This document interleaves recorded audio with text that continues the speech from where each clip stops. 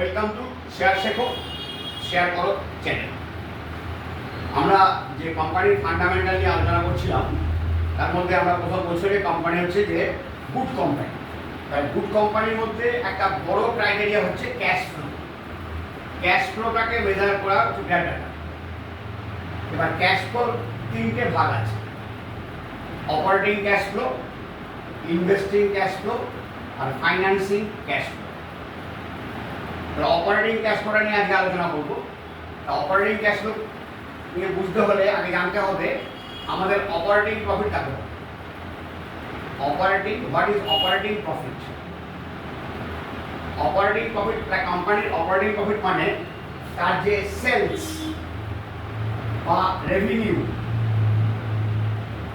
এই সেলস বা রেভিনিউ থেকে আমরা বাদ দেবো, লেস করবো কি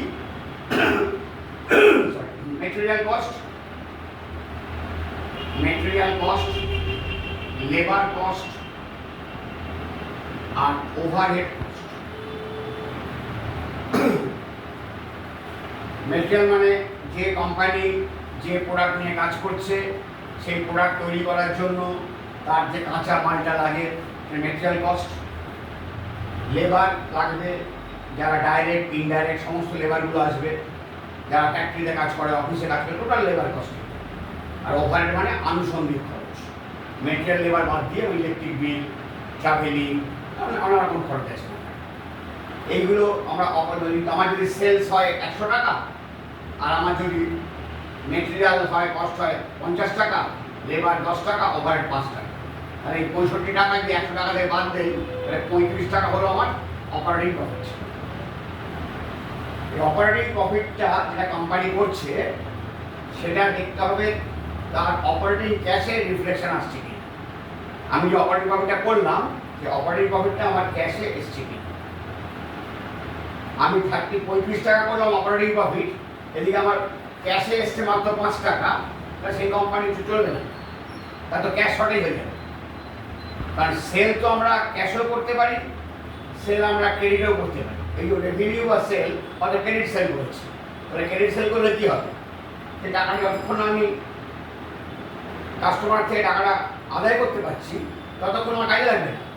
তাহলে সেল বাড়লে সেল বাড়লেই অপারেটিং প্রফিট বাড়বে, অপারেটিং প্রফিট বাড়লেই নেট প্রফিট বাড়বে, নেট প্রফিট বাড়লেই আর্নিং পার শেয়ার বাড়বে। তাহলে আর্নিং পার শেয়ারটা বড় কথা নয়, মেন হচ্ছে ক্যাশ ফ্লো, অপারেটিং ক্যাশ।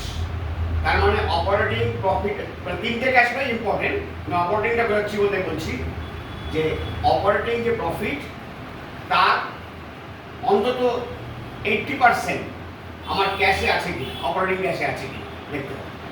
তাহলে অপারেটিং প্রফিট আমার 35 টাকা হলো, আমার হয়তো ক্যাশ ফ্লো অপারেটিং, এখানে অপারেটিং ক্যাশ হয়তো এসছে 30 টাকা, ভালো কোম্পানি, কিংবা হয়তো 25 টাকা, তাও চলবে। কিন্তু অপারেটিং ক্যাশ আর 5 টাকা, তাহলে আমি ডে টু ডে খরচ চালাবো কী করে, আমি লেবার পেমেন্ট কী করে করবো, মেটেরিয়াল কী করে খরচ দেবো, বা আনুষঙ্গিক খরচ করে করবো। কারণ ক্যাশ ফ্লো হচ্ছে মেন।